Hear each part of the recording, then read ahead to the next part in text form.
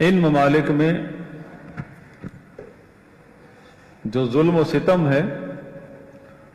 اس میں 70% جو ہاتھ ہے وہ ان تنظیموں کا ہے، یا ان کی حماقت کی وجہ سے ہے، ان کی شریعت کی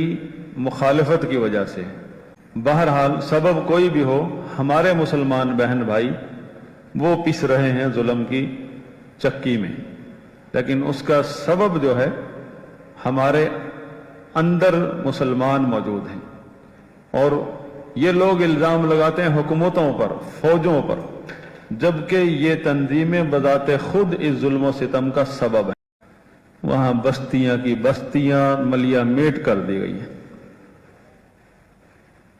نشان تک نہیں چھوڑا کہ یہاں کوئی شہر تھا، بستی تھی، کوئی گھر تھا۔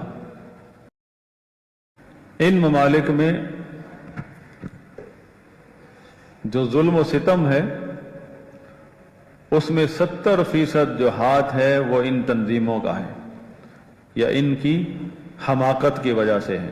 ان کی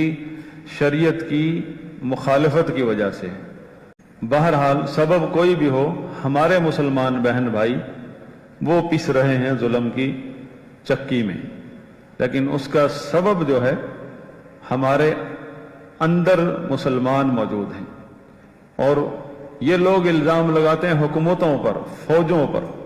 جبکہ یہ تنظیمیں بذات خود اس ظلم و ستم کا سبب ہیں۔